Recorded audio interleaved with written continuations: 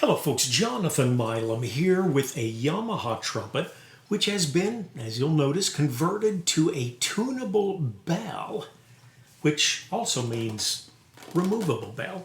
And just going to play around with this. This is a Yamaha 637. I think this was the second iteration of trumpets that Yamaha introduced to the US. For the first batch, at least, they were working with Reynolds Schilke. And this is perhaps somewhat like a Schilke B5, smaller bell, lightweight horn, and 460 bore, 5-inch bell. I've got a couple of two bells here. In fact, I'm going to attach a two bell later on to this trumpet, a Schilke 2.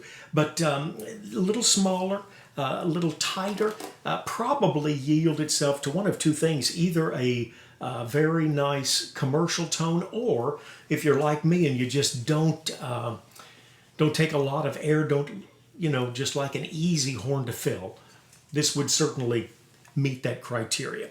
Okay, gonna play around with the old Wouldn't That Be Lovely? And I'm gonna start off here with a GR64 MS medium shallow. Then I'm going to go to some deeper mouthpieces. I've got a Trent Austin trumpet flugel and also got a Reeves C2J, their trumpet flugel. And then we'll go to a lead piece, and along the way we'll switch bells and just see how much fun we can have.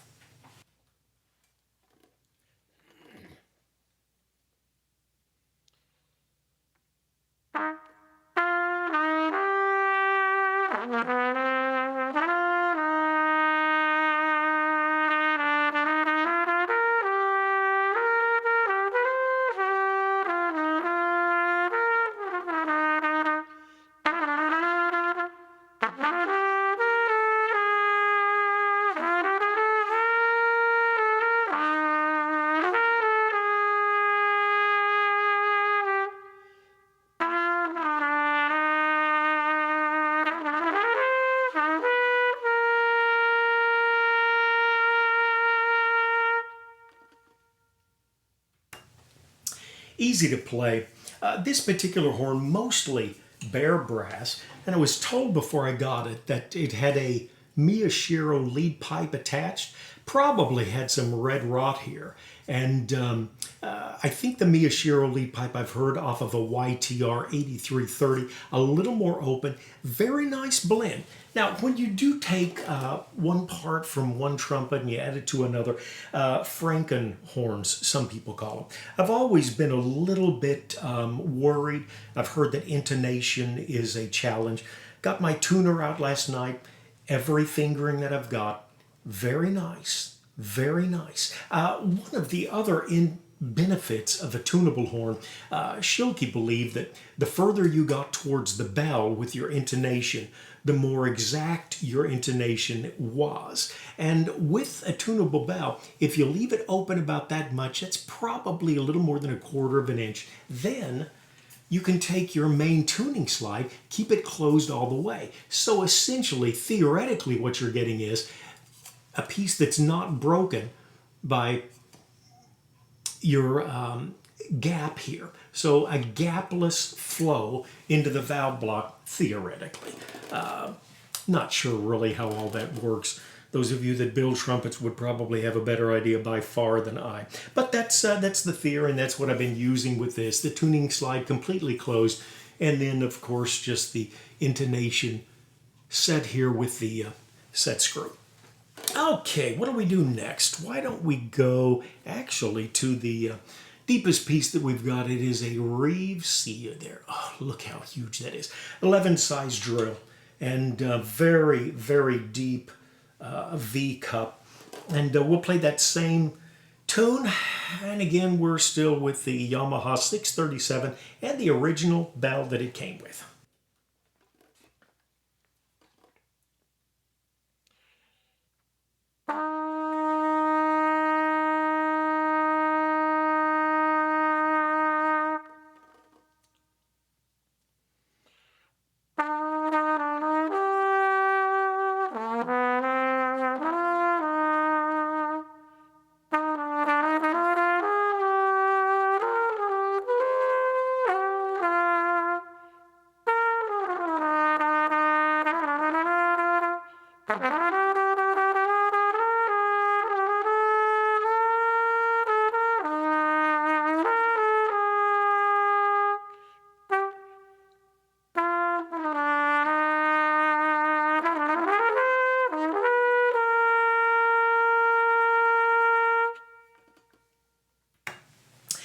I've always felt with a lightweight bell, it was easier to color your tone. Shallow mouthpiece, make it a little more cutting, and get a big mouthpiece and make it just a little bit more deep. I just always felt a light brass mouthpiece, and these horns were considered light, patterned after the Schilkes perhaps, which are as well considered more of a light horn. Reversed lead pipe has on the Schilkes very easy blow on this horn. Okay, we're going to go to a more modest, still a V cup, but it is a Trent Austin, his original TATF, great mouthpiece.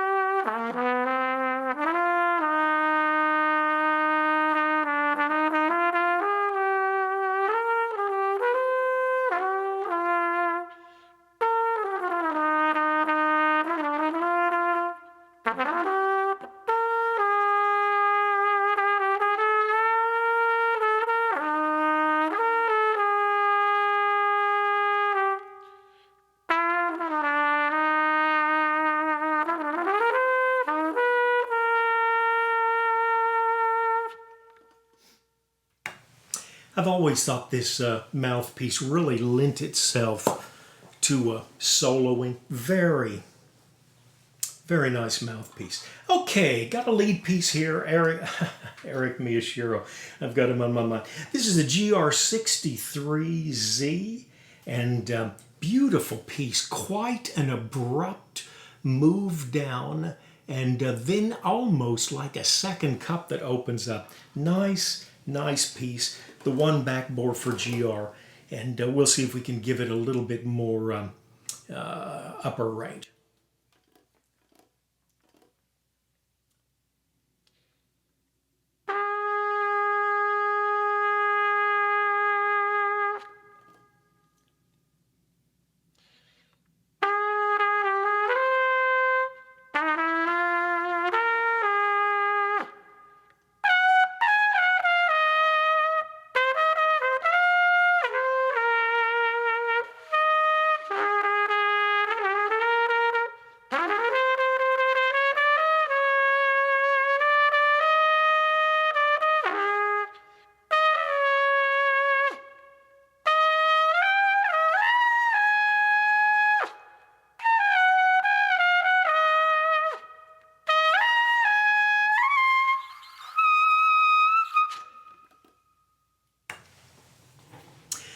Nice horn. Nice horn. Okay, let's put on a different bell and see. As I mentioned, this is a smaller bell, certainly smaller than your box drag 37, smaller than the other bell that we're going to attach here, which is a Schilke 2 bell.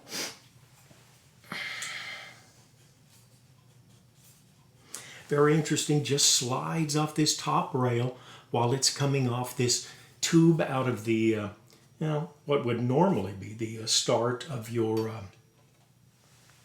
bell, out of the first valve. Okay.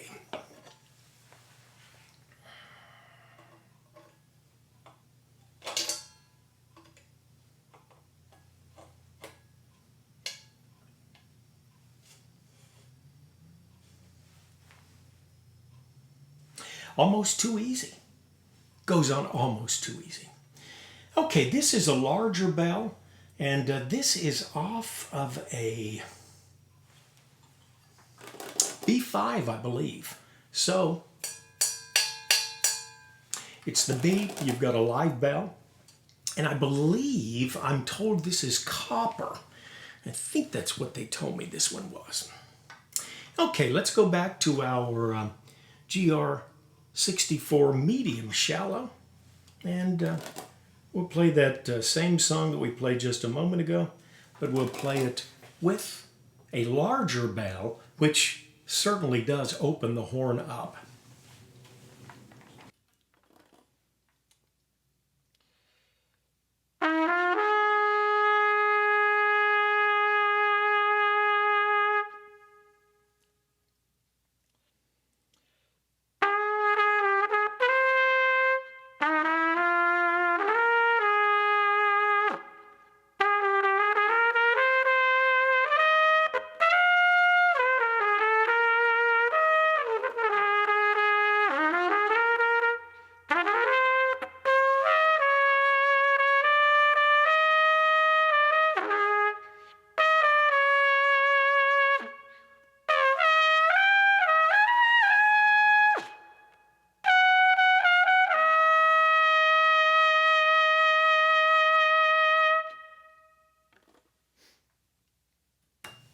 Amazing. Still a 5-inch flare, but you've got a larger throat through here, copper bell, and I've been not collecting bells, but I've been gathering bells for a few years.